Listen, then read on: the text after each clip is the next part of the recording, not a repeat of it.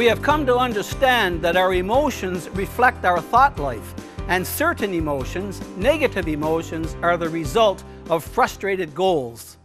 It is also true that our emotional state can and does affect our thinking. It is hard, for instance, to keep our mind on our work when we are emotionally strung out, or it is difficult to think clearly if we are gripped in fear.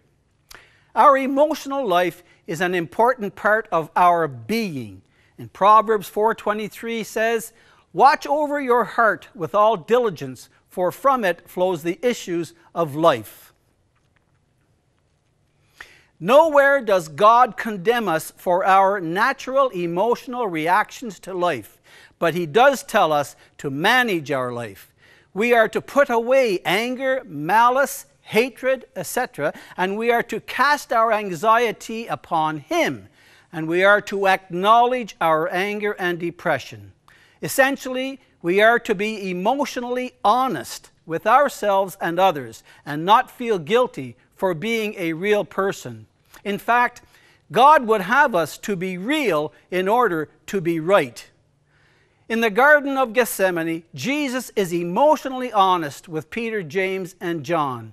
His need for emotional support was so real that He woke them up twice to stand with Him.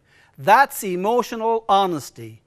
God originated two divine institutions to provide us with the emotional support we need: the home and the church. Emotional honesty must begin there.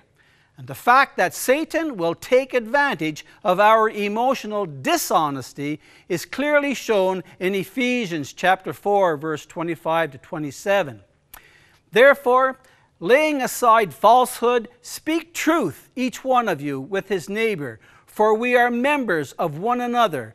Be angry, and yet do not sin. Do not let the sun go down on your anger, and do not give the devil an opportunity. In a previous study, we learned that suppression of our emotions is not only unhealthy, but also dishonest. We also saw that indiscriminate expression of our emotions is also unhealthy for others as well as ourselves.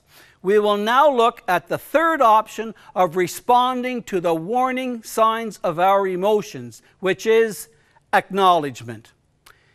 Your emotions reveal your beliefs. They play a major role in the process of renewing your mind. And in a general sense, your emotions are a product of your thought life. If you are not thinking right, if your mind is not being renewed, if you are not perceiving God and His Word properly, it will show up in your emotional life. And if you fail to acknowledge your emotions, you may make yourself a slow-moving target for Satan. If you fail to acknowledge your emotions appropriately, you may become spiritually vulnerable. The issue here is acknowledgement. Just being a real person, living a real life before God.